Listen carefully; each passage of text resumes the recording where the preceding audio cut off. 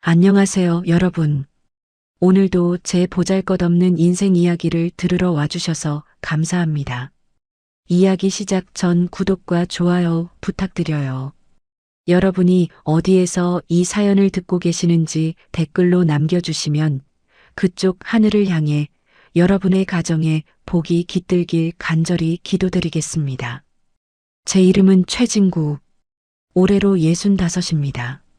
서울에서 평생 개인 택시 운전대를 잡으며 자식 새끼들 먹여 살린 평범한 늙은이죠. 작년 이맘때쯤이었을 겁니다. 유난히 비가 억수같이 쏟아지던 어느 날 저녁이었죠. 이제 막 교대를 하고 집으로 들어가려는데 서울 강남 한복판에서 웬 노부인 한 분이 제 차 문을 급하게 두드리는 겁니다. 기사님, 제발 좀 도와주세요. 지금 당장 양평 산골까지 가야 하는데 차편이 도저히 없습니다. 70대 중반쯤 되어 보이는 그 노부인은 온몸이 젖어 있었고 목소리에는 당장이라도 무슨 큰일이 날 것 같은 절박함이 묻어났습니다. 사실 비 오는 밤에 그것도 눈 침침한 제 나이에 양평까지 가는 장거리 운행은 여간 부담스러운 일이 아니었습니다. 피곤하기도 했고 빗길 고속도로는 제 나이에 여간 에너지가 필요한 게 아니거든요. 아이고 손님, 제가 지금 퇴근 시간이라서요. 다른 차를 좀 알아보시는 게. 제 거절이 끝나기도 전에 노부인은 지갑을 열더니 빳빳한 신사임당 5장을 제 앞에 내밀었습니다. 기사님, 제 사정이 너무 급해서 그렇습니다.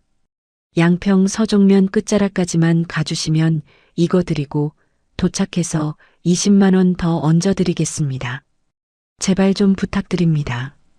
순간 제 눈이 번쩍 뜨이더군요. 왕복 가스비를 빼고도 남는 장사였습니다. 평소 수입의 몇 배는 좋게 되는 돈이었죠. 솔직히 말씀드리면 그 돈도 돈이지만 집에 일찍 들어가 봤자 반겨줄 사람 하나 없는 현실이 저를 더 흔들었습니다. 집에 가봤자 아내는 눈도 안 마주치고 드라마만 볼 것이고 각방 쓴 지 10년이 다 되어가는 썰렁한 침대만이 저를 기다리고 있을 터였죠. 차라리 비 오는 날 분위기나 잡으며 돈이라도 벌어오자. 저는 결국 그 노부인을 뒷좌석에 태우고 양평으로 향했습니다. 올림픽대로를 타자마자 빗줄기는 갈수록 굵어지고 와이퍼가 쉴 새 없이 움직였지만 제 마음속에는 묘한 해방감마저 들더군요. 양평으로 가는 내내 노부인은 뒷좌석에서 누군가와 다급하게 통화를 했습니다. 아들이 아픈 건지 집안에 사고가 난 건지 알 수는 없었지만 그녀의 절박한 목소리가 빗소리와 섞여 차 안을 가득 채웠습니다. 밤 11시가 훌쩍 넘은 시간, 마침내 양평에서도 한참을 더 들어간 외진 산골 도로에 그녀를 내려주었습니다. 노부인은 약속대로 두둑한 수고비를 제 손에 쥐어주고는 고맙다는 인사를 남긴 채 빗속으로 도망치듯 사라졌습니다. 혼자 남겨진 차 안, 빗소리는 아까보다 더 거세져 지붕을 뚫을 듯 때려댔습니다. 자, 이제 다시 서울로 돌아가야 하는데. 그런데 이상한 일이었습니다. 갑자기 안개가 한치 앞도 안 보일 정도로 자욱하게 깔리기 시작하더니 노안이 온 제 눈으로는 도저히 산길을 내려갈 엄두가 나지 않는 겁니다. 빗길에 미끄러지기라도 하면 이 나이에 제 목숨 하나 부지하기 힘들겠다는 공포가 밀려왔습니다. 에라이, 오늘은 여기서 신세를 져야겠다. 저는 핸들을 돌려 가장 가까운 불빛을 찾아 들어갔습니다. 시내까지 나가기엔 너무 지쳤고 그저 몸 릴 곳 하나면 충분했죠. 그때 제 눈에 들어온 것이 산비탈 아래 가물거리는 숲속 산장이라는 낡은 간판이었습니다. 여러분, 인생이라는 게 차만치 앞을 모르는 법입니다. 노부인을 내려주고 나서 이제 얼른 내려가서 뜨끈한 국밥이나 한 그릇 먹고 쉬어야지 했던 제 생각이 얼마나 사치였는지 깨닫는 데는 그리 오랜 시간이 걸리지 않았습니다. 차를 돌려 산길을 내려가려는데 갑자기 우르릉하는 천둥 소리보다 더 기분 나쁜 굉음이 들려오는 게 아니겠습니까? 불길한 예감에 브레이크를 밟고 창밖을 내다보니 세상에나 저 멀리 앞쪽 도로 위로 커다란 바위 덩어리와 흙더미가 폭포수처럼 쏟아져 내리고 있었습니다. 산사태였습니다. 억수같이 쏟아지는 빗물을 이기지 못한 산등성이가 그대로 주저앉아 버린 거죠. 제가 조금만 더 빨리 차를 몰았더라면 저 흙더미 속에 제 택시와 함께 파묻혔을지도 모른다는 생각에 뒷덜미가 허늘해졌습니다. 아이고, 하느님 맙소사. 이게 무슨 변입니까? 핸들을 잡은 손바닥에 식은땀이 흥건했습니다. 차를 돌려 반대쪽으로 나가보려 했지만 이미 뒤쪽도 거센 빗물에 토사가 흘러내려 바퀴가 헛돌기 시작하더군요. 좁은 산길 한복판에 완전히 갇혀버린 겁니다. 휴대전화를 꺼내 들었지만 이런 깊은 산골은 전파마저 먹통이었습니다. 칠흑 같은 어둠 속에 와이퍼만 미친 듯이 왔다 갔다 하는데 그 소리가 마치 제 심장을 짓누르는 소리처럼 들려왔습니다. 사방을 둘러봐도 보이는 건 시커먼 나무 그림자뿐이고 가끔 번개가 칠 때마다 비치는 산새는 금방이라도 제 차를 덮칠 듯 으스스했습니다. 무서웠습니다. 65 먹은 사내가 뭐가 무섭냐고 하시겠지만 폭우가 쏟아지는 산 속에 혼자 고립되어 보니 제 존재가 한낱 미물보다 못하게 느껴지더군요. 기름은 떨어져 가고 히터 바람은 점점 식어가는데 이대로 차 안에서 밤을 지새우다가는 얼어 죽거나 산사태에 휘말리겠다는 공포가 밀려왔습니다. 그때였습니다. 안개 너머로 아주 희미하게 정말 가물거리는 주황색 불빛 하나가 제 눈에 들어왔습니다. 아까 언뜻 보았던 숲속 산장의 불빛이었죠. 저는 2번 생각할 겨를도 없이 비상등을 켜둔 채 차 문을 박차고 나갔습니다. 살고 봐야지. 일단 사람 있는 곳으로 가야 해. 차 문을 여는 순간 양평 산골의 차가운 빗줄기가 제 몸을 사정없이 때렸습니다. 얇은 바람막이 점퍼는 1초도 안 돼서 흠뻑 젖어버렸고 신발 속으로는 질척한 진흙물이 스며들었습니다. 한 발짝 떼기도 힘든 진흙탕 길을 지팡이 대신 택시 우산 하나의 의지에 기어오르다시피 올라갔습니다. 숨은 턱 끝까지 차오르고 빗물 때문에 앞은 안 보이는데 저 멀리 보이는 그 작은 불빛만이 제 유일한 희망이었습니다. 마침내 도착한 산장 입구. 말이 산장이지 세월의 풍파를 정면으로 맞은 듯 낡은 목조 건물은 여기저기 나무 껍질이 벗겨져 있었고 처마 밑으로는 빗물이 폭포처럼 쏟아지고 있었습니다. 하지만 그 낡은 건물 창틈으로 새어나오는 희미한 불빛이 어찌나 반갑던지 저는 미친 듯이 현관문을 두드리기 시작했습니다. 계십니까? 계세요. 제발 문 좀 열어주세요. 제 절규 섞인 목소리가 빗소리에 묻힐까봐 저는 주먹이 깨져라 문을 두드렸습니다. 제 인생이 늘 이랬던 것 같습니다. 늘 벼랑 끝에 몰려야 겨우 빛을 찾아 헤매는 그런 고단한 삶 말입니다.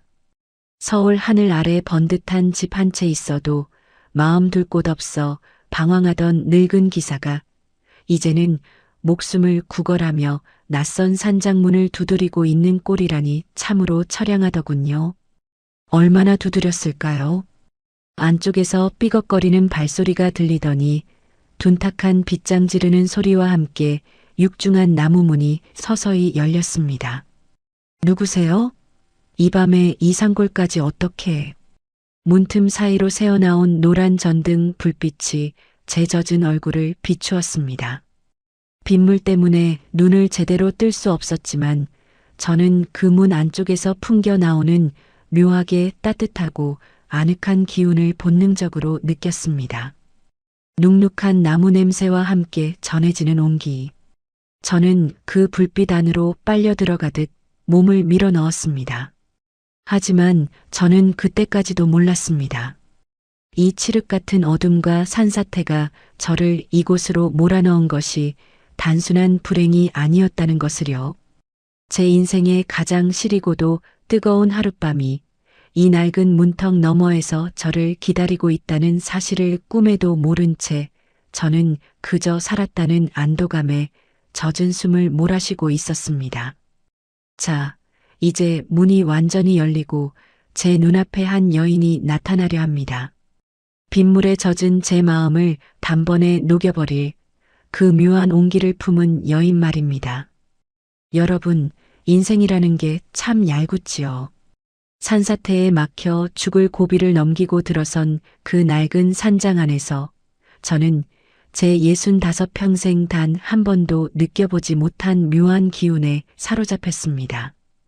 밖은 여전히 하늘이 무너질 듯 비가 쏟아지고 바람이 창문을 덜컹거리며 위협하고 있었지만 그 육중한 나무 문을 닫는 순간 세상의 모든 소음이 뚝 끊기고 오직 정막과 온기만이 저를 감싸 안더군요. 아이고 손님, 이 빗길에 얼마나 놀라셨을까. 몰골이 말이 아니시네. 정신없이 빗물을 닦아내던 제 귀에 들려온 건 낮으면서도 어딘지 모르게 서글픔이 배어있는 여자의 목소리였습니다. 고개를 들어보니 그곳에는 58쯤 되어 보이는 한 여인이 서 있었습니다. 화려한 화장기 하나 없는 맨얼굴이었지만 이목구비가 참으로 단정하고 맑은 분이었죠. 그녀는 산장 관리인의 딸이자 이곳에서 작은 식당을 꾸려가고 있다는 미숙 씨였습니다. 그녀는 제가 든 젖은 우산을 받아주며 안쪽 방으로 저를 안내했습니다. 낡은 복도를 지날 때마다 삐걱거리는 나무 소리가 났지만 그 소리조차 왠지 모르게 포근하게 들리더군요. 일단 이 방으로 들어오세요. 보일러를 방금 올렸으니까 금방 따뜻해질 거예요. 젖은 옷 그대로 있으면 큰일 나요. 그녀가 내준 방은 누렇게 변색된 벽지에 낡은 가구들이 놓인 작은 방이었습니다. 하지만 그곳에는 제가 평생 살아온 서울의 번듯한 아파트에서는 느껴보지 못한 사람 사는 냄새와 눅눅하지만 정겨운 온기가 가득했습니다. 저는 그녀가 건네준 마른 수건으로 머리를 털며 젖은 겉옷을 벗으려 했습니다. 그런데 손이 떨려서 단추가 잘 안 채워지더군요. 추위 때문이었을까요? 아니면 낯선 여인의 친절에 당황해서였을까요? 그때였습니다. 방 밖으로 나갔던 미숙 씨가 쟁반 하나를 들고 다시 들어왔습니다. 쟁반 위에는 김이 모락모락 올라오는 투박한 도자기 잔 2개가 놓여 있었죠. 손님, 이거 직접 달인 대추차예요. 생강이랑 꿀을 듬뿍 넣었으니까 일단 이거 한 모금 마시고 속부터 달래세요. 옷은 제가 마른 걸로 좀 찾아다 드릴게요. 그녀가 쟁반을 내려놓으며 저를 올려다보는데 그 눈빛이 참으로 묘했습니다. 맑으면서도 깊은 사연을 품은 듯한 그 눈동자. 요즘 젊은 사람들처럼 반짝거리는 화려함은 없었지만 마치 수묵화 속에 그려진 고요한 호수처럼 보는 사람의 마음을 차분하게 만드는 힘이 있었습니다. 방 안에는 순식간에 알싸한 생강향과 달콤한 대추 향이 번졌습니다. 빗물 냄새와 곰팡이 냄새로 가득했던 제 마음속에 그 향기가 스며드는데 왠지 모르게 코끝이 찡해지더군요. 서울집에서 아내와 살면서도 이런 대접 받아본 게 언제인지 기억조차 가물가물했습니다. 밖에서 무슨 일을 겪고 들어오든 차 조심해라는 말보다 이번 달 입금됐냐는 말이 먼저 돌아오던 현실이었는데 이름도 모르는 산골 산장에서 만난 여인이 제 젖은 어깨를 보며 진심으로 안쓰러워하고 있었습니다. 저기, 고맙습니다. 제가 너무 신뢰를 범하는 건 아닌지 모르겠네요. 제 목소리가 볼품없이 떨려 나왔습니다. 미숙 씨는 수줍게 웃으며 고개를 숙였습니다.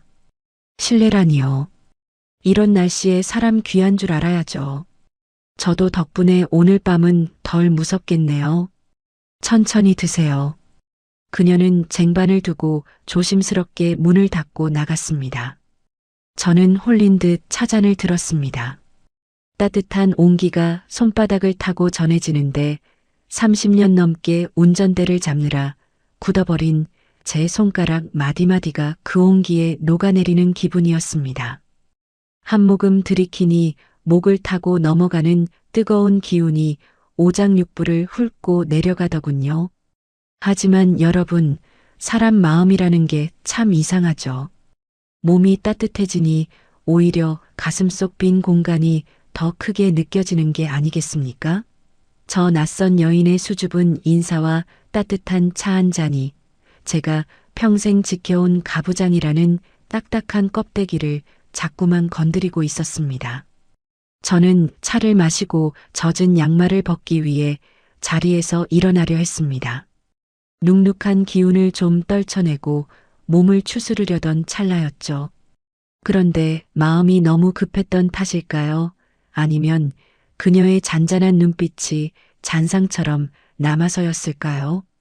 좁은 방 안에서 몸을 돌리던 저는 그만 발밑에 놓인 문턱을 보지 못했습니다.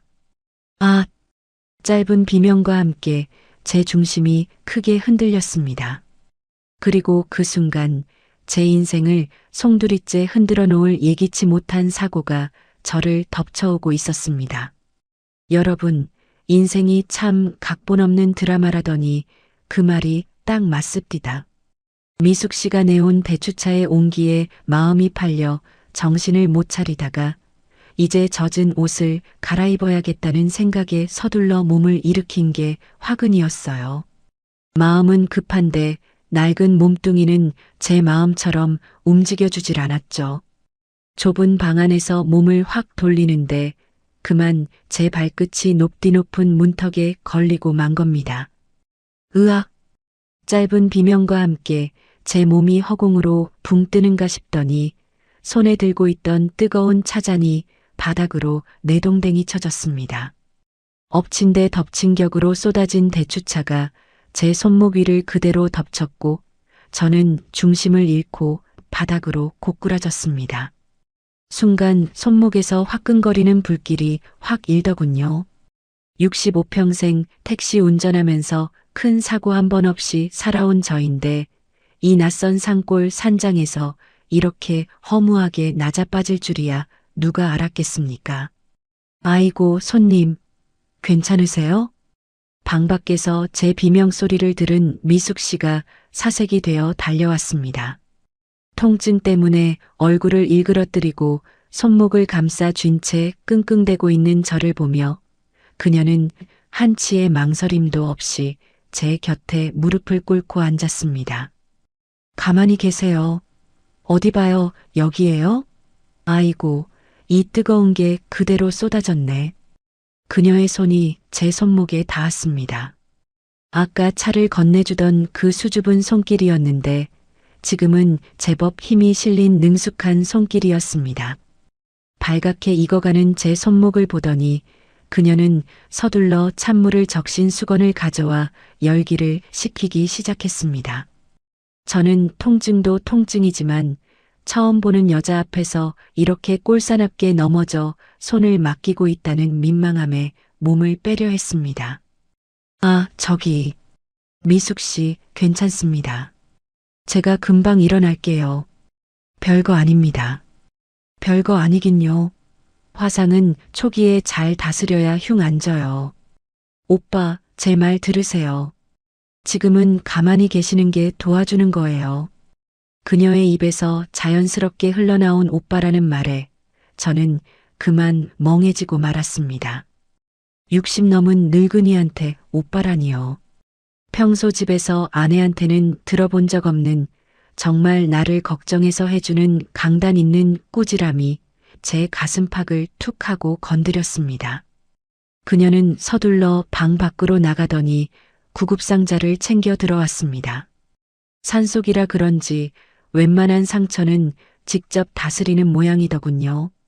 미숙 씨는 제 손목을 자기 무릎 위에 조심스럽게 올렸습니다. 그리고는 하얀 연고를 손가락 끝에 묻혀 제 화상 자국 위에 아주 천천히 그리고 정성스럽게 펴바르기 시작했습니다. 따가우니까 조금만 참으세요. 금방 가라앉을 거예요. 시원한 연고가 뜨겁게 달아오른 손목에 닿는 순간 치익 소리가 날 것 같은 청량함과 함께 통증이 조금씩 잦아들었습니다. 미숙 씨는 고개를 숙인 채 하염없이 제 손목을 살피며 압박 붕대를 감아주었습니다. 붕대가 제 손목을 한 바퀴, 두 바퀴 감을 때마다 저는 묘한 기분에 휩싸였습니다. 30년 넘게 거친 핸들만 잡으며 굳은 살 박인 제 못생긴 손을 그녀는 마치 귀한 보물이라도 다루듯 조심스럽고 따뜻하게 감싸쥐고 있었습니다. 창밖의 빗소리는 여전한데 방 안은 묘하게 평온해졌습니다. 제 손목을 치료해주는 그녀의 숨결이 제 피부에 닿을 때마다 제 영혼의 묵은 때가 벗겨져 나가는 기분이었죠.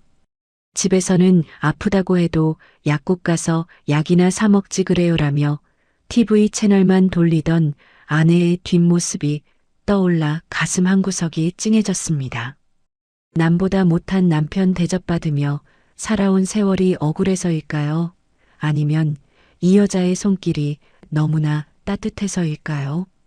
저는 저도 모르게 깊은 한숨을 내뱉었습니다. 통증이 가시자 그동안 꾹꾹 눌러 담아왔던 제 마음속 응어리들이 슬그머니 고개를 들기 시작한 겁니다. 미숙 씨는 제 한숨 소리를 들었는지 고개를 들어 저를 가만히 쳐다봤습니다. 그 눈빛이 마치 무슨 힘든 일이 그렇게 많으세요? 라고 묻는 것만 같았죠.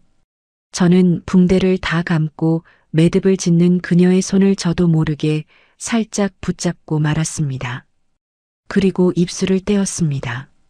이 낯선 곳, 폭우 속에 갇힌 이 방에서라면 누구에게도 하지 못했던 제 속마음을 다 털어놓을 수 있을 것 같았거든요. 여러분, 참 이상한 일이지요. 평생을 같이 산 아내한테도 입 밖으로 꺼내지 못했던 말들이 오늘 처음 본 이 여자 앞에서는 둑이 터진 것처럼 쏟아져 나오니 말입니다. 미숙 씨가 제 손등에 감긴 붕대를 마지막으로 매만져주며 고개를 들었을 때 그 따뜻한 눈길을 마주하고 있자니 가슴속 깊은 곳에 쟁여두었던 묵은 먼지들이 한꺼번에 들썩거리는 기분이었습니다. 저는 그녀의 손을 놓지 못한 채 자주 섞인 웃음을 흘리며 입을 뗐습니다. 미숙 씨, 내가 참 한심해 보이죠? 이 나이 먹고 타지에 와서 길바닥에 나앉지도 못하고 뜨거운 찬물이나 엎질러서 여자 손에 수발이나 받고 있으니 말이요. 제 씁쓸한 말투에 미숙 씨는 고개를 가로저으며 제 손을 가만히 다독였습니다. 그 손길에 용기를 얻었을까요? 저는 창밖의 빗소리를 배경 삼아 제 속을 다 개워내기 시작했습니다. 나 말이요. 서울집에서는 꼭 투명인간처럼 삽니다. 30년 넘게 하루 4시간도 못 자고 핸들을 잡았어요. 눈이 오나 비가 오나 자식 새끼들 대학 보내고 시집장가 보낼 생각만 하며 고속도로 위에서 청춘을 다 보냈단 말입니다. 그런데 말이요. 정작 자식들 다 키워놓고 나니까 내가 갈 곳이 없더라고요. 허탈한 웃음이 나왔습니다. 말을 이어갈수록 가슴 한복판이 시큰해졌습니다. 어느 순간부터 아내하고는 밥상머리에서 마주 앉는 것도 어색해졌습니다. 한 집구석에 사는데도 각자 방에서 나오질 않아요. 밥도 그래요. 아내는 제가 밖에서 뭘 먹고 다니는지 어디가 아픈지 묻지도 않아요. 그저 제가 벌어다주는 입금 내역만 확인하면 그만인 사람처럼 굽니다. 각방 쓴 지가 벌써 10년이 다 되어 가는데 이제는 안방 문 앞에 서면 남의 집 대문 앞에 선 것처럼 가슴이 답답하고 숨이 막힙니다. 저는 미숙 씨의 무릎 위에 놓인 제 손목의 붕대를 내려다보며 말을 이었습니다. 내가 평생 가족을 위해 일궈낸 집 한 채인데 정작 그 집안에서 나는 아무도 찾지 않는 섬이 되어버렸습니다. 아침에 나갈 때 인사는커녕 밤늦게 들어와도 TV 소리만 공허하게 울릴 뿐 누구 하나 고생했다 말해주는 사람이 없어요. 나를 사람 최진구로 보는 게 아니라 그저 고장나지 않는 돈 버는 기계로만 보는 것 같아 서글플 때가 한두 번이 아닙니다. 솔직히 말하면 오늘 양평까지 오겠다고 한 것도 그 숨막히는 집구석에 들어가기 싫어서 도망치듯 나온 길이었소. 말을 하다 보니 목이 메어왔습니다.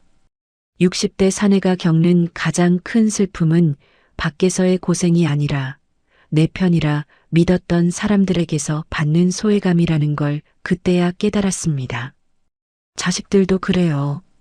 지들 필요할 때만 전화해서 손주들 학원비 보태달라, 차 바꾼다 소리나 하지. 애비가 비 오는 날 빗길 운전은 잘하고 있는지 걱정 한마디 해주는 놈이 없음입디다.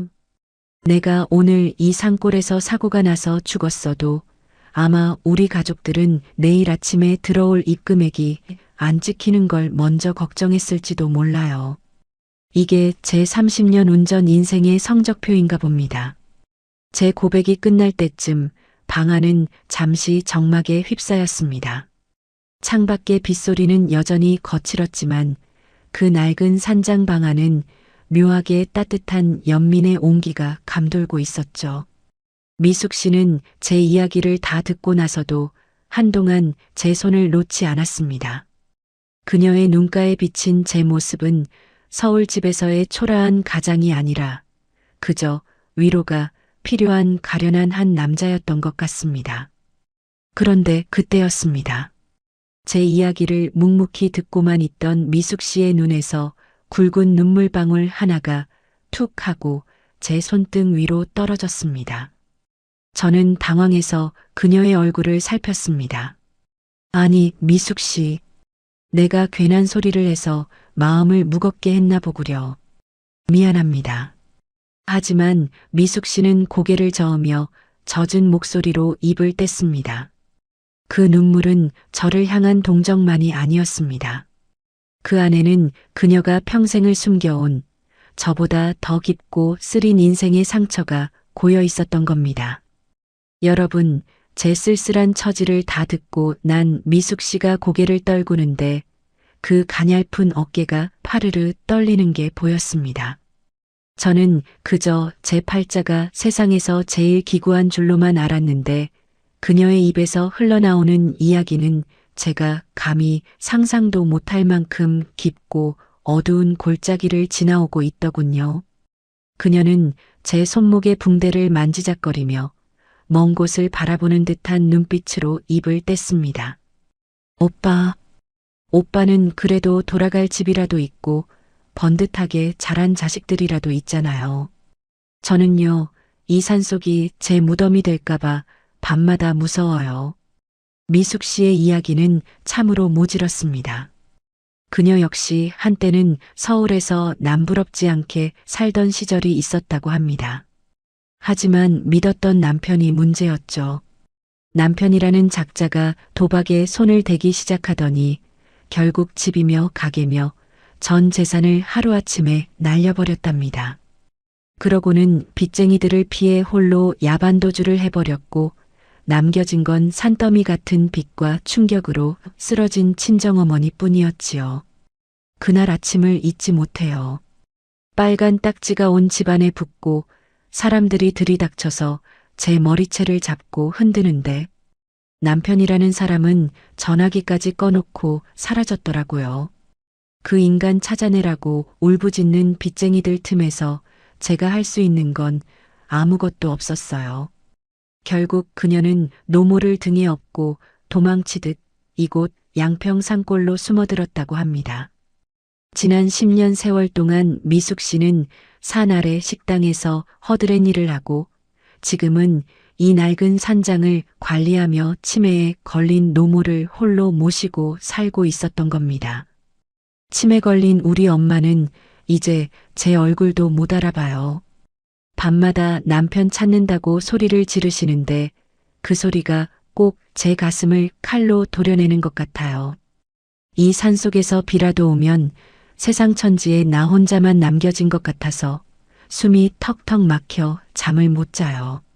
나도 한때는 사랑받고 싶고 예쁜 옷 입고 나들이 가고 싶던 여자였는데 왜 내 인생만 이렇게 밑바닥으로 처박혔는지 억울해서 미칠 것 같은 밤이 한두 번이 아니었답니다.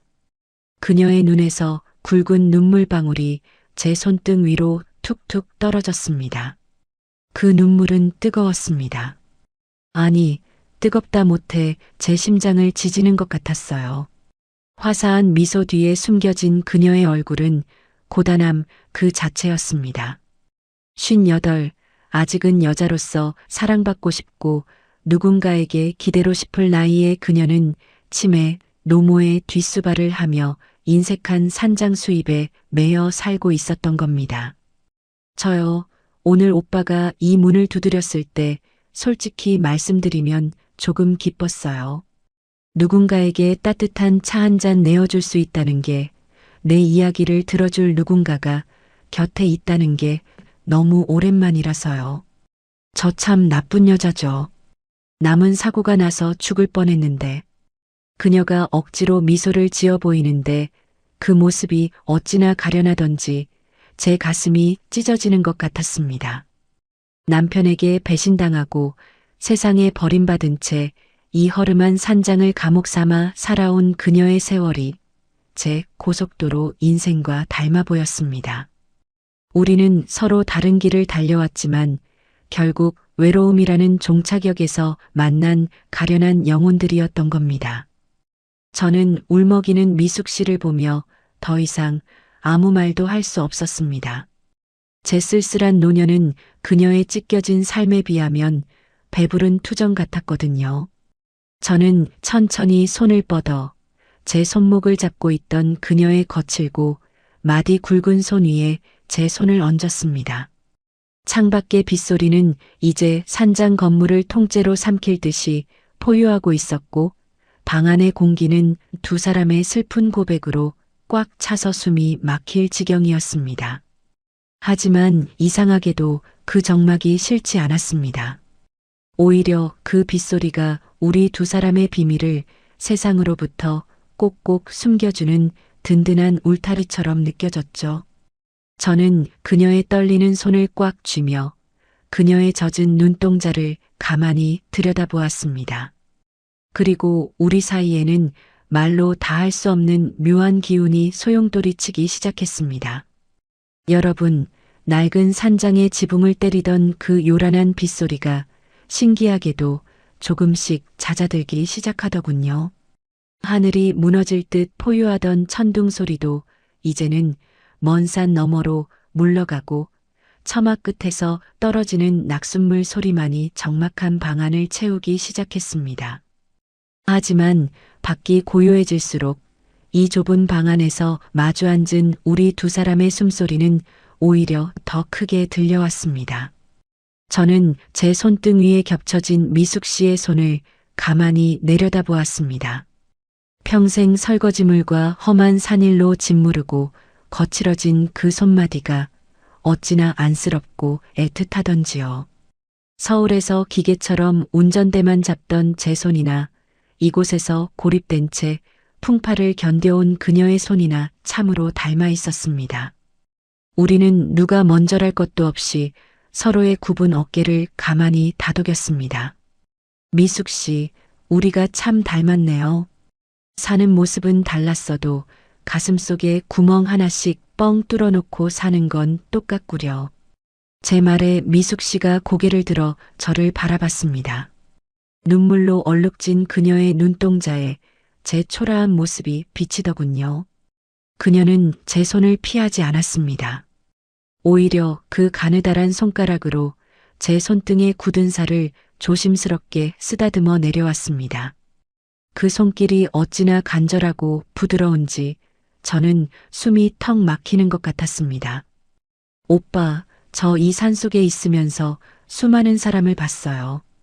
다들 어디론가 바쁘게 가고 누군가를 만나러 가고. 그런데 저는 늘 제자리였죠. 이 좁은 산장을 치우면서 남들이 남기고 간 옹기만 만지고 살았어요. 그런데 오늘 오빠가 털어놓은 그 쓸쓸한 이야기들이 꼭 제 얘기 같아서 가슴이 너무 아파요. 그녀의 목소리가 잦아든 빗소리 사이로 낮게 깔렸습니다.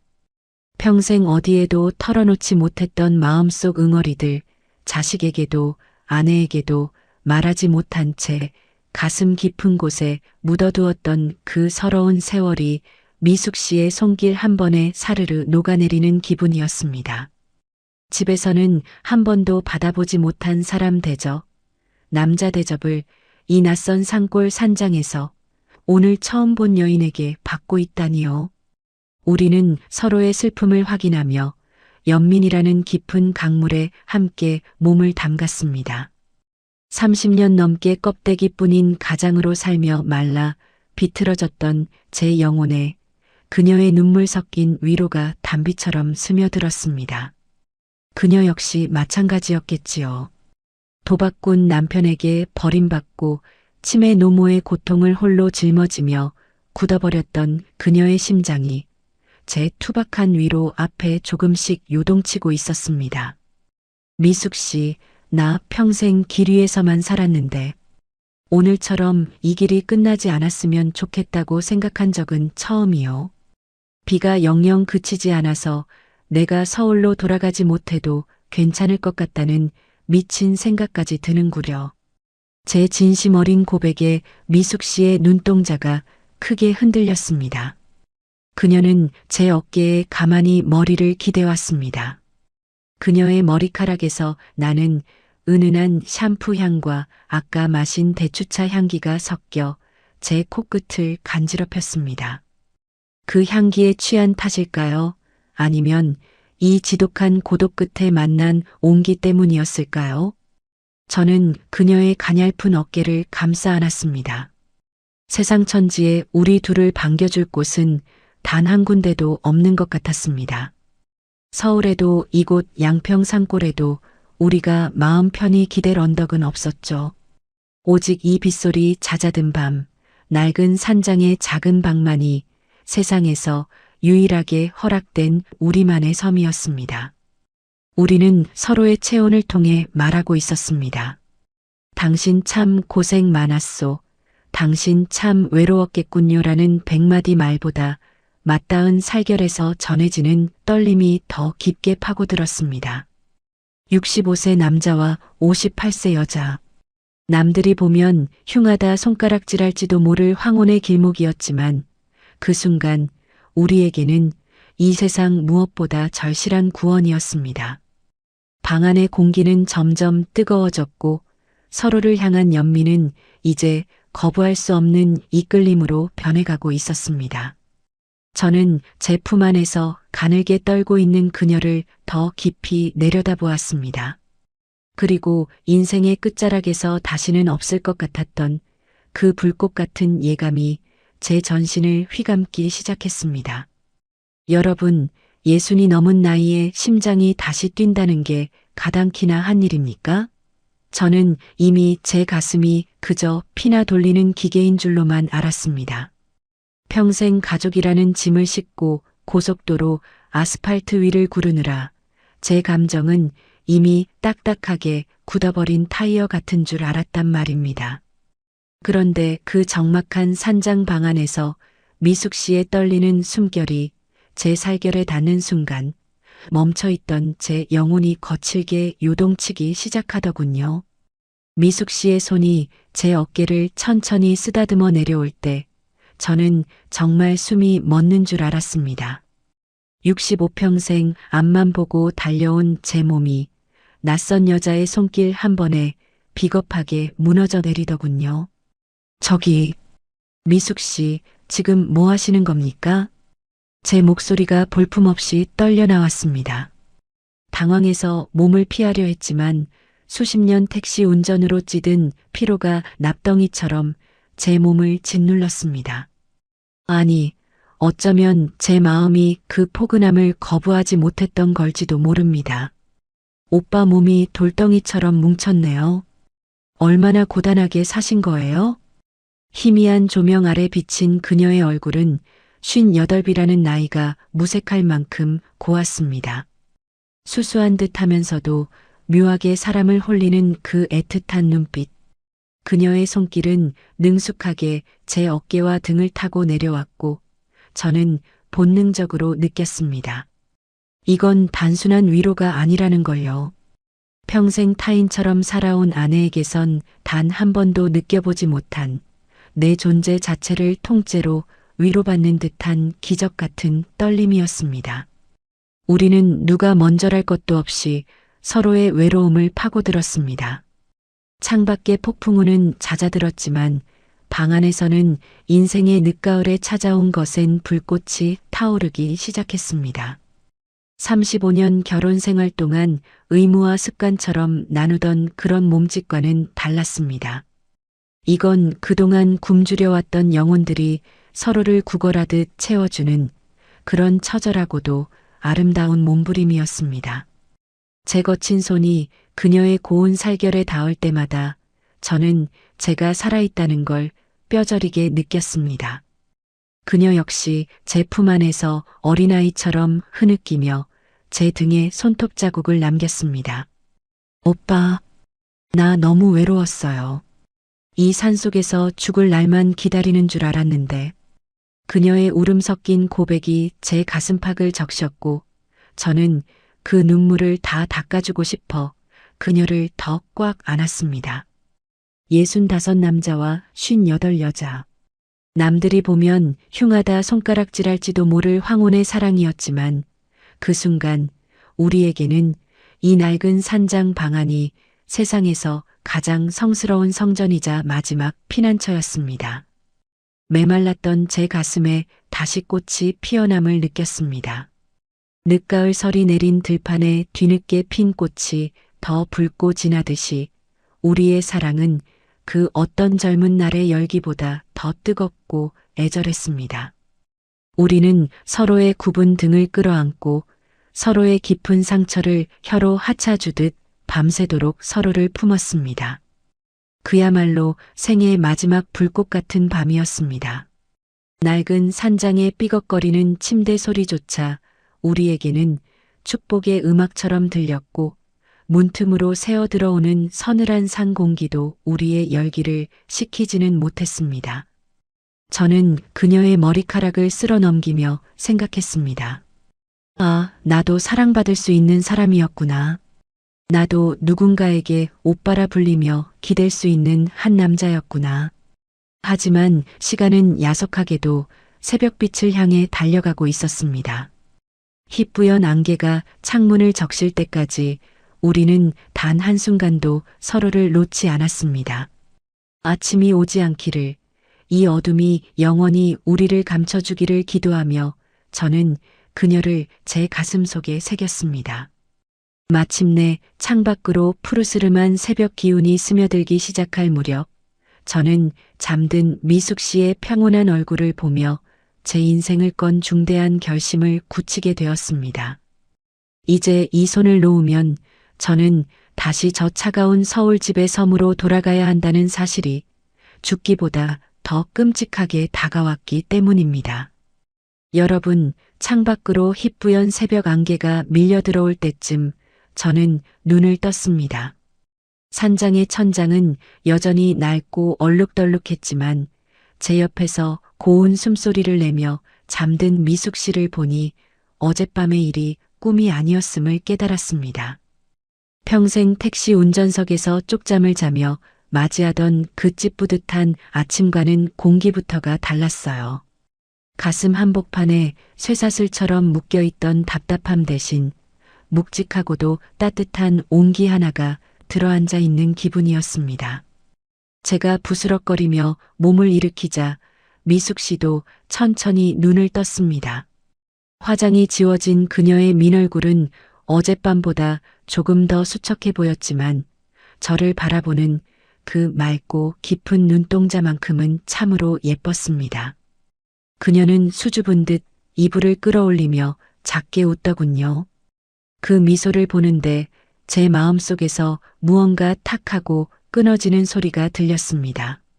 35년간 저를 옥죄어온 가장이라는 이름의 굴레가 풀려나가는 소리였습니다. 미숙 씨, 나 이제 결심했소. 제 갑작스러운 말에 그녀의 눈동자가 파르르 떨렸습니다. 저는 그녀의 거친 손을 두 손으로 꽉 맞잡았습니다. 어젯밤의 열기보다 더 뜨겁고 단단한 진심을 담아서요. 나 서울 돌아가면 다 정리하겠소. 아내한테도 솔직하게 말하고 자식들한테도 이제 내 인생 찾겠다고 선언할 거요. 그동안 나 죽은 듯이 기계처럼 살았소. 그런데 어젯밤 미숙 씨를 만나고 나서야 내가 살아있다는 걸, 나도 뜨거운 피가 흐르는 사람이라는 걸 알았단 말이오. 나 같은 늙은이에게도 다시 봄이 올 수 있다는 걸 가르쳐준 사람.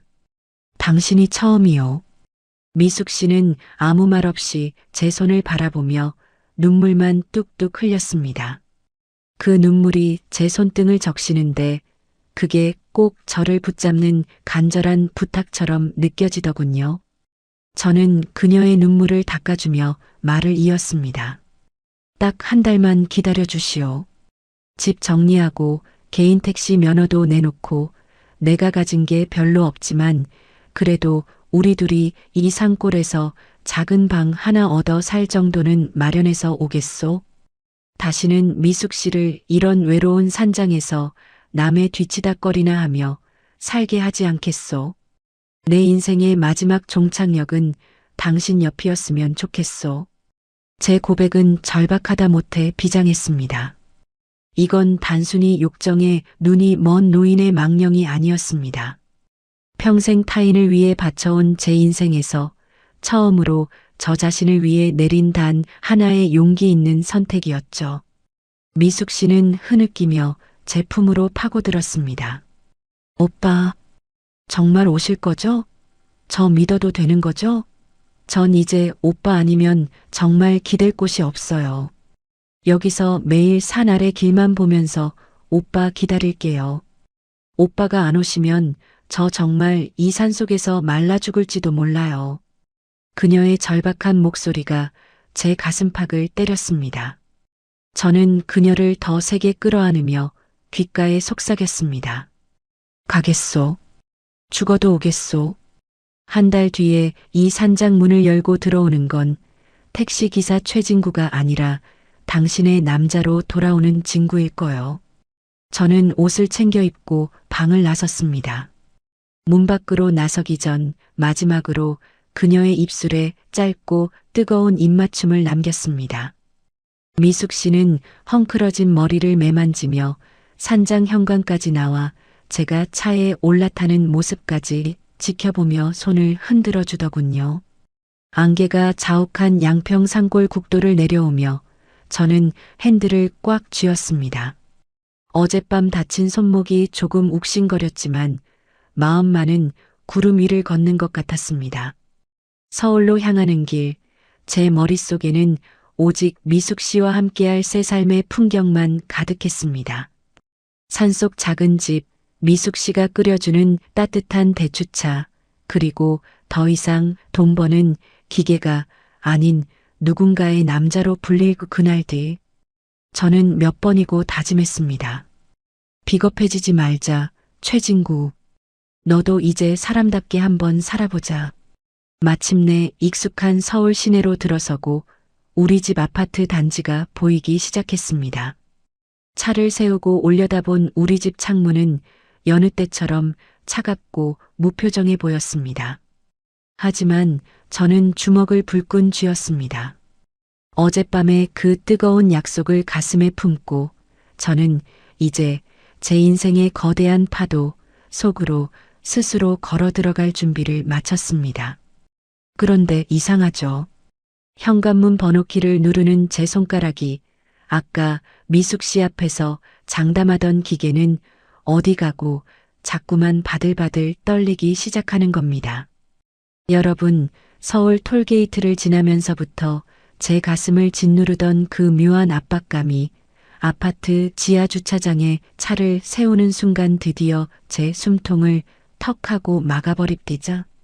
어젯밤 양평 산장에서 미숙 씨와 나누었던 그 뜨겁고 비장했던 약속들이 서울의 매연과 아파트 숲 사이로 신기루처럼 흩어지는 기분이었죠.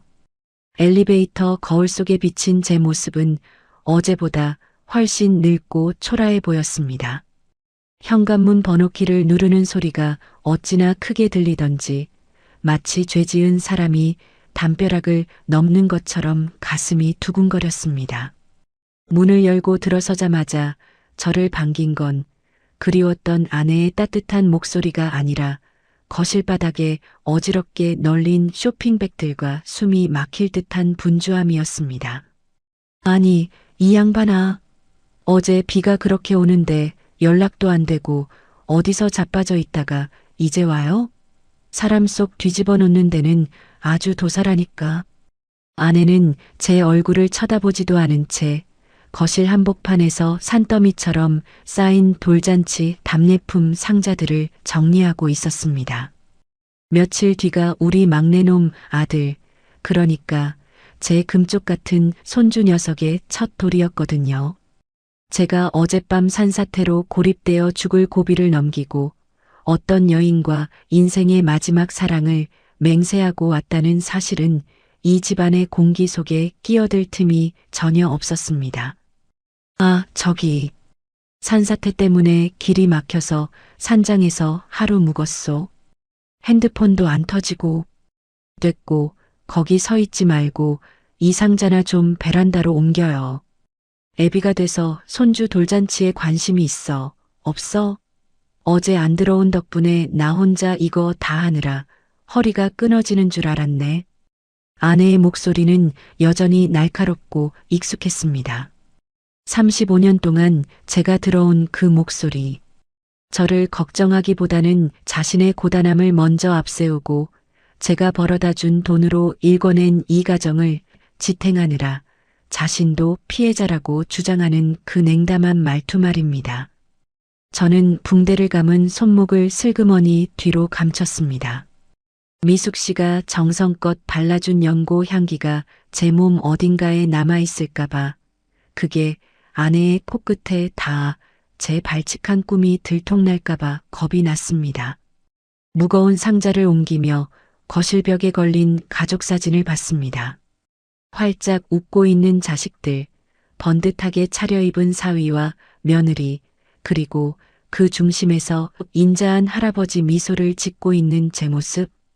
그 사진 속에 저는 분명 성공한 가장이었습니다.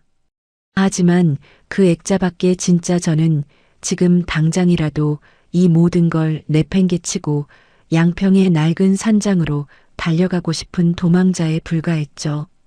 아버지, 오셨어요? 어제 비 많이 와서 걱정했어요. 근데 이번 돌잔치 때 호텔 대관료가 좀 올랐다는데 아버지가 저번에 말씀하신 그 적금 타시는 거 조금만 일찍 뺄 수 없으세요?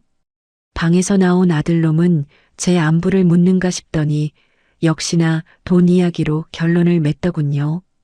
제 인생의 마지막 탈출 자금으로 생각했던 그 소중한 적금이 아들놈의 체면을 세워줄 호텔 돌잔치 비용으로 사르르 빠져나갈 판이었습니다. 그 순간 어젯밤 미숙 씨에게 했던 집 정리하고 면허 팔아서 가겠다던 비장한 약속이 얼마나 허망한 것이었는지 깨달았습니다. 제 삶은 이미 제 것이 아니었습니다. 아내의 노후 대책으로, 아들의 비상금 창구로, 손주의 장난감 값으로 갈갈이 찢겨서 도처에 뿌려져 있었거든요. 저는 식탁 의자에 털썩 주저앉았습니다. 아내가 차려놓은 식어 빠진 국밥 한 그릇을 앞에 두고 저는 양평 산장에서 미숙 씨가 건네주었던 그 따뜻한 대추차를 생각했습니다. 그 투박한 잔에 담겼던 온기는 이곳 서울의 으리으리한 아파트 식탁 어디에서도 찾아볼 수 없었습니다. 미숙 씨, 내가 갈 수 있을까요? 이 거대한 쇠사슬을 다 끊어내고 정말 당신에게 돌아갈 수 있을까요? 거실에서는 아내와 아들이 돌잔치 명단을 확인하며 웃음꽃을 피우고 있었습니다. 그 웃음소리가 마치 저를 가두는 창살 부딪히는 소리처럼 들려왔습니다. 현실이라는 거대한 파도가 제 가슴 속에 작은 불꽃을 사정없이 덮치고 있었습니다. 저는 떨리는 손으로 바지 주머니 속의 휴대전화를 만지작거렸습니다. 미숙 씨에게 문자 한 통이라도 보내야 하는데 뒤에서 수다를 떠는 가족들의 시선이 제 뒤통수를 따갑게 찌르더군요. 제 황혼의 탈출은 시작도 하기 전에 이 익숙하고도 끔찍한 일상이라는 늪에 발이 푹 빠져버린 기분이었습니다. 여러분, 인생에서 가장 무거운 게 뭔지 아십니까? 30톤짜리 트레일러도 아니고 산더미 같은 빚더미도 아닙니다. 그건 바로 내가 지키겠다고 호언장담했던 약속의 무게더군요. 양평 산장을 내려올 때만 해도 세상 모든 장애물을 다 걷어차 버릴 것 같았던 기계는 어디로 갔는지 서울직 거실에 앉아 있으니 저는 그저 가족이라는 거대한 톱니바퀴에 끼어 있는 작은 나사 하나에 불과했습니다. 방 안으로 들어와 문을 잠그고 침대에 누웠는데 주머니 속에 휴대전화가 짧은 진동을 일으킵니다. 가슴이 철렁 내려앉더군요. 화면을 보니 미숙 씨였습니다. 오빠, 잘 도착하셨어요? 비는 그쳤는데 이곳은 아직 안개가 자욱하네요. 오빠가 두고 간 옹기 덕분에 오늘 하루는 견딜만해요. 보고 싶어요. 그 짧은 글자 한 줄이 제 눈동자를 사정없이 파고들었습니다. 보고 싶다는 그 말 한마디가 어찌나 아프던지 가슴 한구석이 지시겨지는 기분이었습니다. 저는 떨리는 손가락으로 답장을 쓰기 시작했습니다. 나도 보고 싶소. 조금만 기다려 주시오. 곧 정리하고 가겠소. 하지만 전송 버튼 위에 멈춘 제 손가락은 차마 아래로 내려가질 못했습니다. 그때 방문 밖에서 아내의 목소리가 들려왔습니다. 여보, 손주 녀석 돌복 맞춘 거 사진 찍어 보냈네. 얼른 나와서 좀 봐요. 당신이 돈 보태준 덕분에 아주 귀티가 잘잘 흐른다니까. 그 해맑은 목소리가 꼭 제 목을 조르는 밧줄 같았습니다.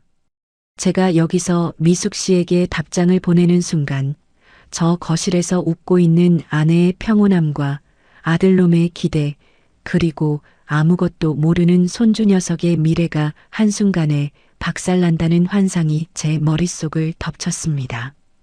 65 먹은 늙은이가 미쳤다고, 노망났다고 손가락질할 세상 사람들의 눈초리가 제 등 뒤로 쏟아지는 것만 같았죠. 다시 휴대전화를 들었습니다. 미숙 씨에게서 또 메시지가 와 있더군요. 오빠 바쁘신가 봐요. 혹시 마음이 변하신 건 아니죠? 저 아까부터 산 아랫길만 보고 있어요. 비는 그쳤는데 제 마음엔 아직 비가 내려요. 답장 한 번만 해주세요. 저는 미친 사람처럼 자판을 두드렸습니다. 미안하오. 내가 너무 비겁했소. 도저히 용기가 안 나요. 나 같은 놈 잊어버리시오. 썼다가 지우고 다시 사랑하오. 꼭 가겠소라고 썼다가 또 지웠습니다. 쓰다 지우기를 수십 번. 하얀 화면 위에서 깜빡이는 커서는 마치 저를 비웃는 것 같았습니다. 너 같은 놈이 무슨 사랑이야? 넌 그냥 평생 운전대나 잡다가 죽을 팔자야라고 속삭이는 듯 했지요. 결국 저는 하지 말아야 할 짓을 하고 말았습니다. 제 비겁함이 제 진심을 집어삼켜버린 겁니다. 미숙 씨와 주고받은 문자들을 하나하나 삭제하기 시작했습니다. 그 뜨거웠던 약속들이, 그 애틋했던 눈물들이 휴지통으로 들어갈 때마다 제 심장도 한 조각씩 떨어져 나가는 것 같았습니다. 마지막으로 그녀의 전화번호 위에 손가락을 올렸습니다. 삭제하시겠습니까? 화면에 뜬 그 무심한 질문 앞에서 저는 한참을 울었습니다. 소리도 내지 못한 채 꺽꺽대며 눈물을 쏟아냈습니다. 이 번호를 지우는 순간 양평의 그 뜨거웠던 밤은 없었던 일이 되는 것이고 미숙 씨라는 여인은 제 인생에서 영원히 사라지는 것이라는 걸 잘 알고 있었습니다. 하지만 저는 끝내 가족이라는 이름의 감옥문을 열고 나갈 용기가 없었습니다. 30년 넘게 짊어온 책임이라는 가식적인 겉껍데기가 제 마지막 진심보다 더 무거웠던 겁니다. 확인. 가느다란 손가락 끝이 화면을 눌렀고 미숙 씨의 번호는 허무하게 사라졌습니다. 이제 제 휴대전화에는 아내의 잔소리와 자식들의 용돈 요구, 그리고 스팸 문자들만 남게 되었습니다. 양평 산장에서의 그 기적 같았던 하룻밤은 그렇게 제 비겁함 속에 매몰되어 버렸습니다. 저는 휴대전화를 바닥에 던져두고 이불을 머리 끝까지 뒤집어 썼습니다. 밖에서는 여전히 돌잔치 이야기로 웃음꽃이 피어 있었죠. 그 평온하고 끔찍한 일상 속에서 저는 제 영혼이 서서히 죽어가는 것을 느꼈습니다. 그리고 그 순간 제 가슴 깊은 곳에서 마지막 남아있던 등불 하나가 픽 하고 꺼지는 소리가 들렸습니다.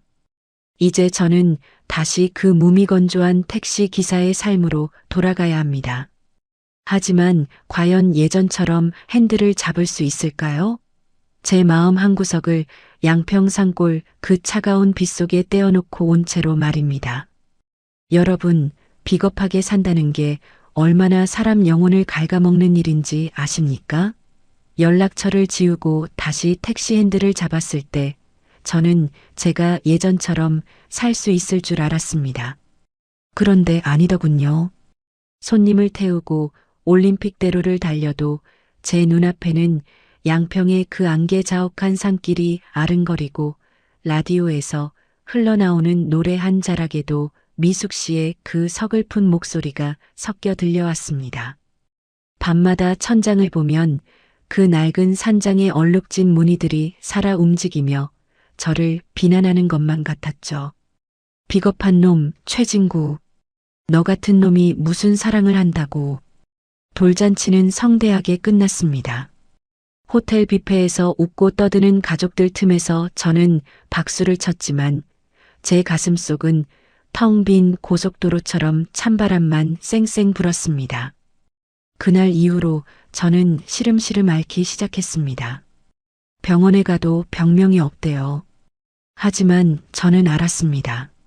제 마음이 양평 그 좁은 방에 갇혀 나오질 못하고 있다는 걸요. 결국 3달이 지났을 무렵 저는 더 이상 참지 못하고 다시 양평으로 향했습니다. 아내에게는 교회로 드라이브나 다녀오겠다는 무미건조한 핑계를 대고 말이죠. 제 차는 마치 길을 기억하는 짐승처럼 그날의 그 산길을 거침없이 올라갔습니다. 그때처럼 비가 오지는 않았지만 산은 벌써 울긋불긋 가을의 끝자락을 붙잡고 있었습니다. 미숙 씨, 내가 늦었소. 정말 죽을 죄를 지었소.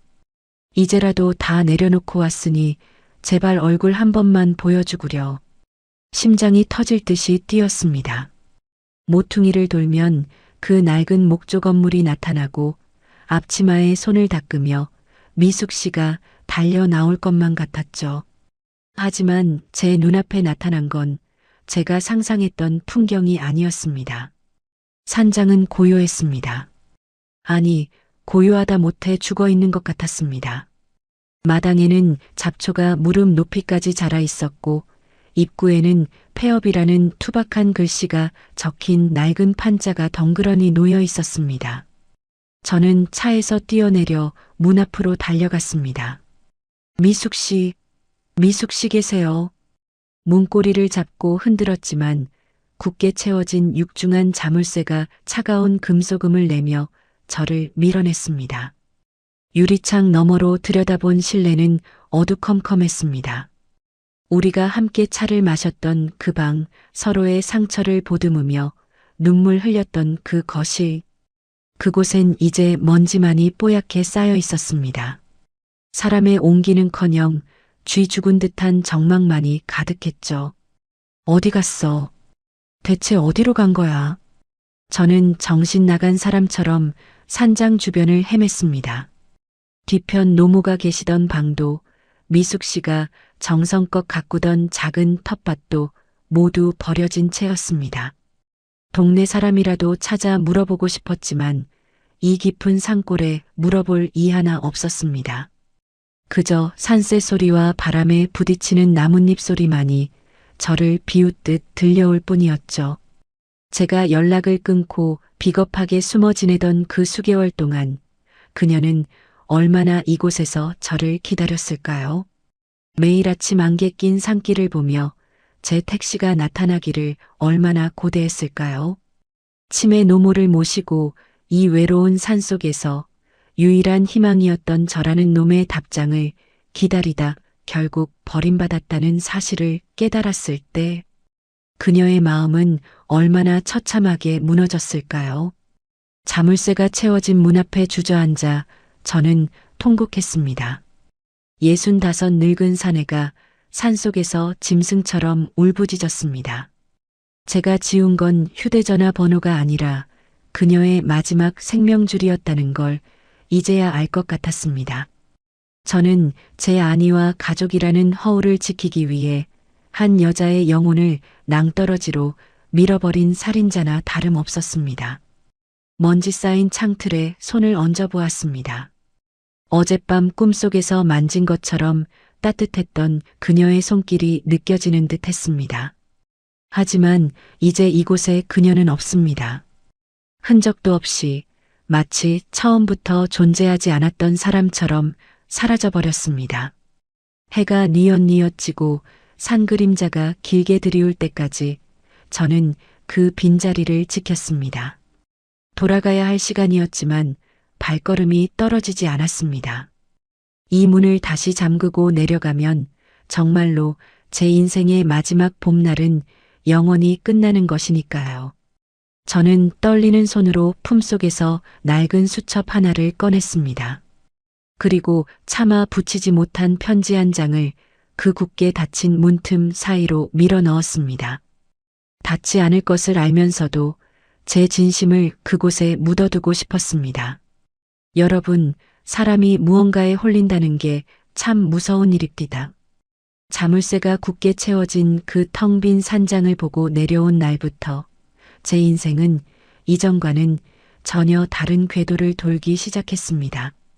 몸은 서울에 있고 핸들은 여전히 강남대로와 종로 바닥을 훑고 다니는데 제 마음의 나침반은 바늘이 고장난 것처럼 자꾸만 동쪽 그 양평 산골짜기만을 가리키더군요.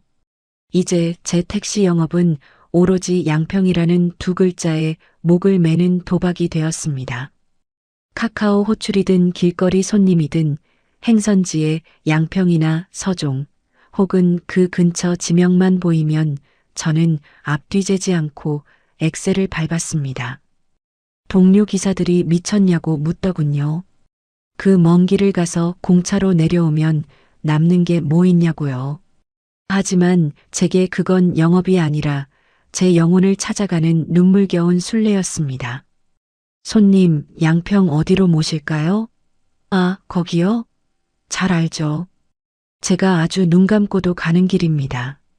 뒷자리에 손님을 태우고 팔당대교를 지날 때면 제 심장은 다시 65 노인의 것이 아닌 것처럼 두근거립니다. 창밖으로 유유히 흐르는 남한강 줄기를 보면 그날 밤 제 손등에 떨어졌던 미숙 씨의 뜨거운 눈물이 강물이 되어 흐르는 것만 같았습니다. 손님은 뒷좌석에서 세상 모르고 졸고 있거나 스마트폰만 들여다보고 있지만 저는 룸미러 속에 제 눈을 똑바로 쳐다보지 못합니다. 그 눈 속에 비겁하게 도망쳤던 그날의 제가 여전히 살고 있었으니까요. 목적지에 손님을 내려주고 나면 제 택시는 자석에 이끌리듯 다시 그 고립된 산장으로 향합니다. 이제는 잡초가 지붕까지 덮칠 듯 무성해진 그 흉물스러운 폐가 앞에 차를 세웁니다. 시동을 끄고 정막 속에 앉아 있으면 환청처럼 그녀의 목소리가 들려옵니다. 오빠, 정말 오실 거죠? 저 믿어도 되는 거죠? 그 소리에 소스라치게 놀라 창밖을 내다보지만 보이는 건 바람에 흔들리는 억새풀과 이름 모를 산새들의 비명뿐입니다.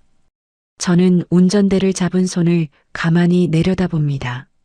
30년 넘게 기름때 묻고 거칠어진 제 손 위로 환영처럼 미숙 씨의 그 작고 투박한 손이 겹쳐집니다. 그때 잡았던 그녀의 손은 참으로 거칠었습니다. 삶의 고단함이 마디마디 맺혀있던 그 손. 하지만 그 어떤 부드러운 살결보다도 따뜻했고 제 메마른 인생을 단번에 적셔주었던 그 생명줄 같았던 손. 저는 습관처럼 오른손으로 제 왼손 등을 어루만집니다.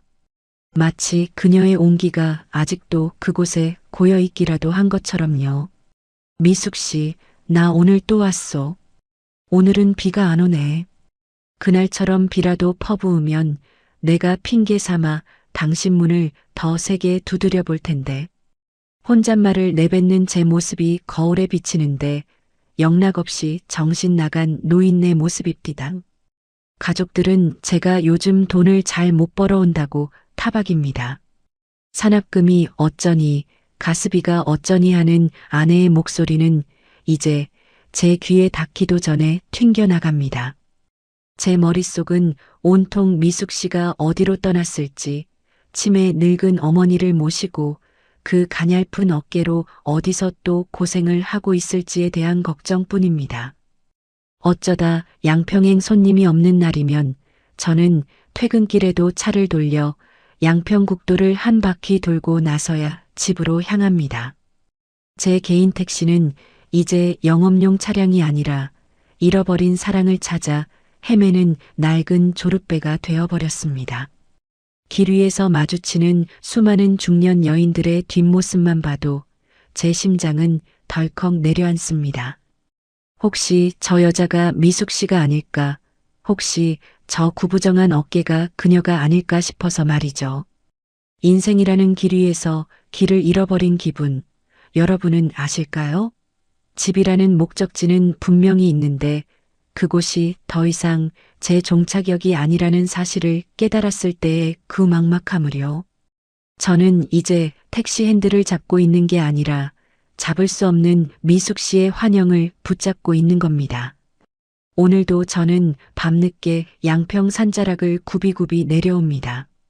산안개가 택시 앞 유리를 뿌옇게 가리는데 그 안개 너머로 그날 밤의 주황색 불빛이 일렁이는 것만 같습니다. 저는 그 불빛을 따라 차를 세우고 하염없이 어둠 속을 응시합니다. 그런데 말입니다. 문득 그런 생각이 들더군요. 만약 내가 다시 그녀를 만난다면 이 비겁한 입술로 무슨 말을 할 수 있을까? 용서해달라고 빌어야 할까? 아니면 그냥 늦어서 미안하다고 안아줘야 할까? 그런 실없는 고민을 하며 깊은 한숨을 내뱉던 찰나였습니다. 저 멀리 불 꺼진 산장 입구 근처에 웬 하얀 그림자 하나가 가물거리는 게 보였습니다. 헛것을 본 건가 싶어 눈을 비비고 다시 보았지만 그 형체는 분명히 그곳에 서서 제 택시를 뚫어지게 쳐다보고 있었습니다. 여러분, 세월이라는 놈이 참 무섭습니다. 양평 산자락을 미친 듯이 맴돌던 그 정력도, 미숙 씨를 찾아내겠다는 그 간절한 집념도, 삐걱거리는 제 무릎 관절과 흐릿해진 눈동자 앞에서는 속절없이 무너지고 말더군요. 결국 저도 나이를 이기지 못하고 그토록 오래 잡고 있던 택시 핸들을 놓게 되었습니다. 30년 넘게 제 몸의 일부였던 개인 택시 면허를 팔아넘기던 날, 저는 제 인생의 마지막 엔진이 꺼지는 소리를 들었습니다. 이제 제 일상은 이 좁은 아파트 거실 소파로 옮겨왔습니다.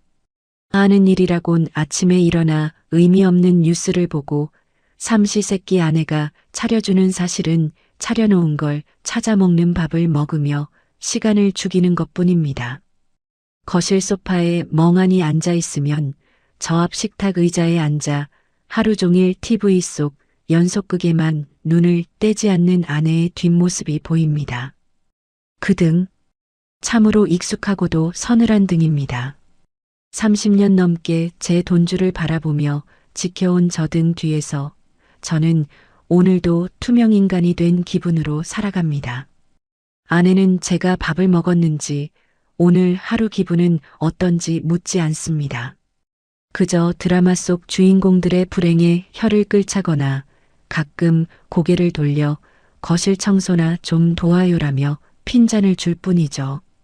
그럴 때마다 제 마음은 걷잡을 수 없이 그날의 양평으로 달려갑니다. 아내의 차가운 등 뒤에서 저는 조용히 제 왼쪽 손목을 어루만집니다. 이제는 흉터도 거의 보이지 않는 그 자리지만 제 세포 하나하나에는 아직도 그날의 감각이 박혀 있습니다. 미숙 씨가 그 하얀 손가락 끝으로 연고를 펴 발라주던 그 서늘하면서도 뜨겁던 촉감 말입니다. 아이고 손님, 화상은 초기에 잘 다스려야 해요. 그 부드러운 목소리가 환청처럼 귓가를 스칩니다. 그때 미숙 씨가 발라주던 건 단순한 연고가 아니었습니다.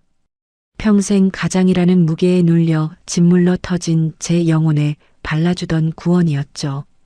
저는 지금도 가끔 코끝에 그 알싸한 연고 냄새와 대추차 향기가 섞인 묘한 향이 감도는 것 같습니다. 이 화려하고 깨끗한 서울의 아파트 거실보다 빗물이 새고 곰팡이 냄새가 나던 그 낡은 산장 방안이 100번 1000번 더 그립습니다. 여러분, 늙는다는 건 육체가 쇠하는 게 아니라 그리워할 대상이 없어져 가는 과정이라더군요. 그런데 저는 반대입니다. 늙어갈수록 그 그리움이 더 또렷해져서 가슴을 난도질합니다. TV 볼륨을 높이는 아내의 손길을 보며 생각합니다. 만약 그때 내가 비겁하게 핸들을 돌리지 않았더라면 지금쯤 나는 미숙 씨와 함께 산 아랫길을 산책하고 있지 않았을까? 그녀가 끓여주는 차를 마시며 적어도 이 집구석보다는 덜 외롭게 늙어가고 있지 않았을까? 후회는 늘 늦게 오고 그 무게는 남은 생을 다 바쳐도 감당할 수 없을 만큼 무겁습니다. 자식놈들은 이제 제게 전화도 잘 안 합니다. 돌잔치 때 돈 보태준 걸로 제 할 일은 끝났다는 듯이요. 손주 녀석도 이제는 할아버지 냄새 난다며 제 품에 잘 오려 하지 않습니다. 제가 평생을 바쳐 지켜온 이 성은 알고 보니 저를 가두기 위해 쌓아 올린 감옥이었던 겁니다. 저는 거실 창밖을 내다봅니다. 빌딩 숲 사이로 지는 저녁 노을이 꼭 양평산을 넘어가던 그 햇살 같습니다. 미숙 씨도 지금쯤 어디선가 저 노을을 보고 있을까요?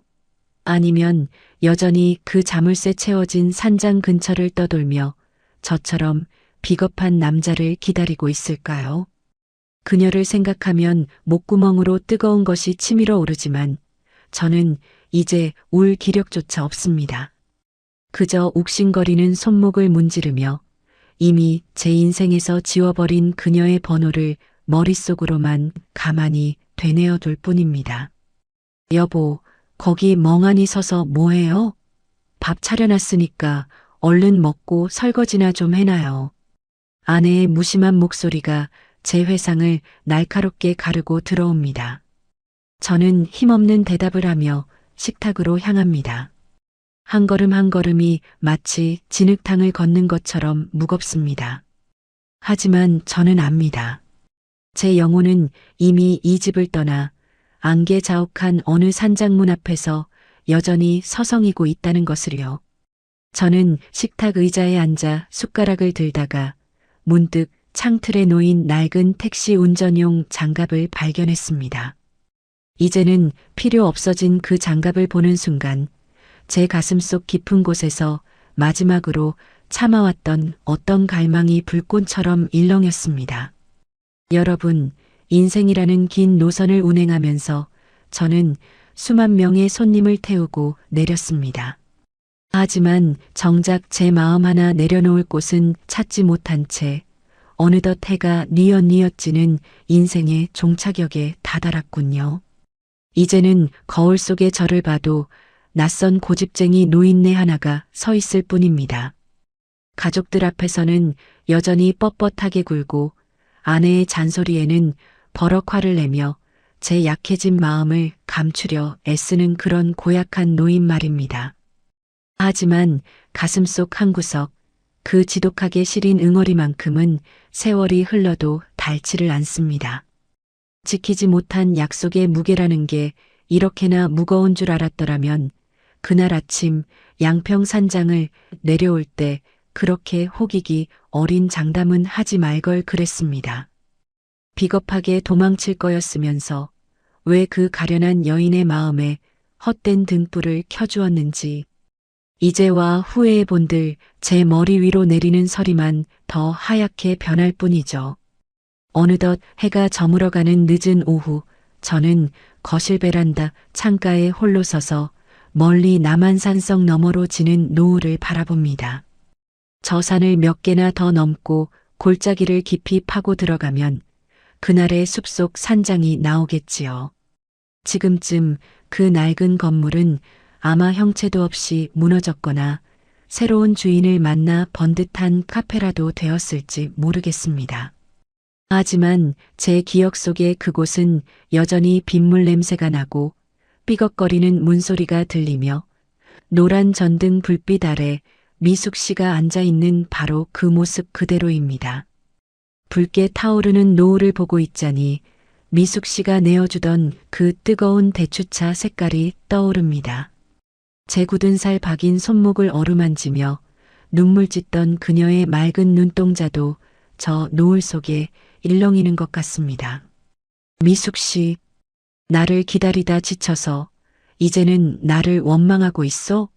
아니면 나 같은 놈은 벌써 잊어버리고 편안한 곳에서 잘 지내고 있어?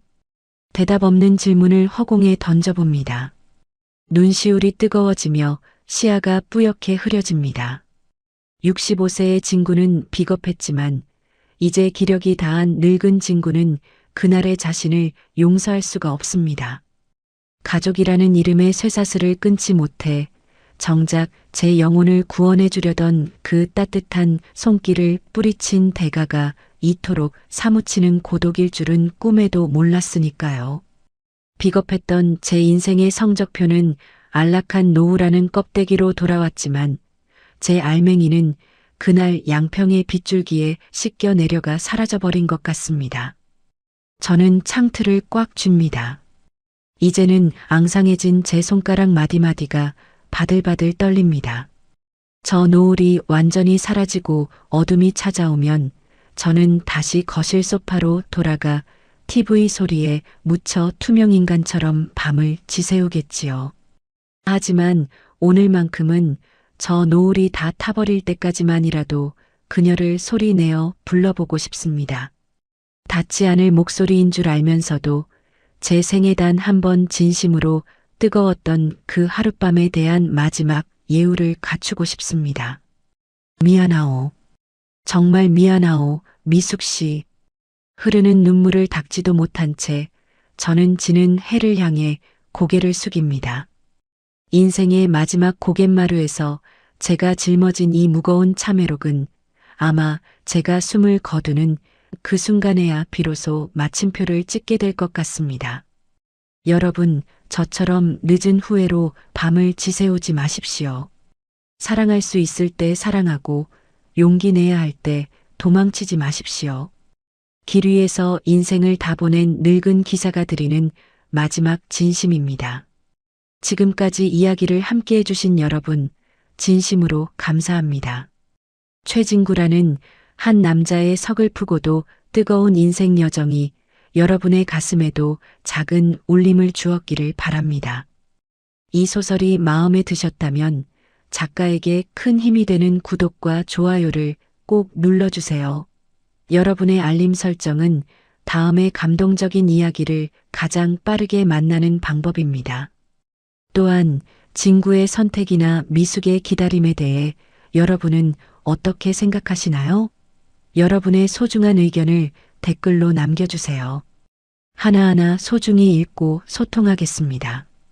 다음에는 더 깊은 감동과 진솔한 이야기로 찾아뵙겠습니다.